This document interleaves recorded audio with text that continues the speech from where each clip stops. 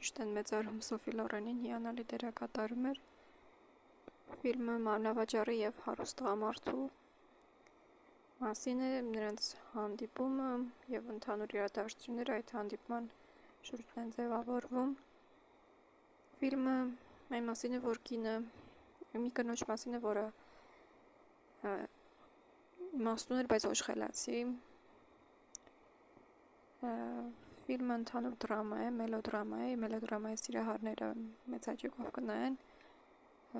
Հին ֆիլմ է, հին ֆիլմերին բնորոշ երաժշտությամբ, տեսարանները գեղեցիկ են, գեղեցիկ վայրերում են նկարահանված։ Ընթացքում, որ նայում էի ֆիլմը, մտածեցի, որ ժամանակակից Կրասոտկա ֆիլմը, որ կա Ջուլիա Ռոբերտսի դերակատարմամբ, միգուցե այս ֆիլմի հիման վրա է նկարահանված, սյուժետային ինչ-որ սցենարային նմանություններ կար, բայց իհարկե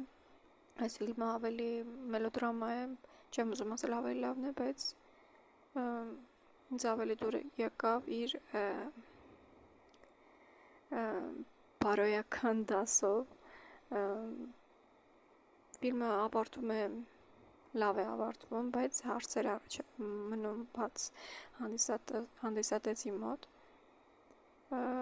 Ֆիլմում կան կոմիկական պահեր, որոնք թեև ծիծաղ են առաջացնում, ժպիտ են առաջացնում,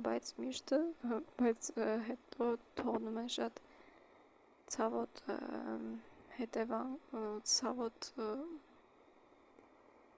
երանգ հոգու մեջ, որովհետև իրականում շատ երևույթներ, շատ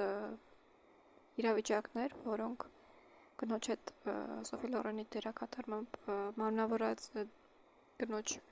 կյանքում տեղի են ունենում, ներկայացված են շատ թեթև գեղեցիկ երաժշտությամբ, միգուցե այդ թվերի ֆիլմերի յուրահատկություններ, բայց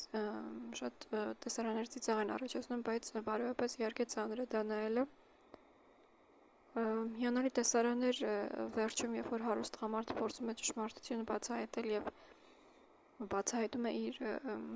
բնավորության, իր էության տգեղ կողմերը, դա նույնպես ծիծաղ է առաջացնում, բայց այս ֆիլմը ընդհանուր, որ նայում ես, ծիծաղ առաջացնում է, ժպիտ առաջացնում է, բայց թողնում է տխուր, թախծոտ հետևանք հոգու մեջ եւ իրոք մի մեծ բարոյական դաս է այս ֆիլմը, շատ հին թվականներից, 1964 թվականից։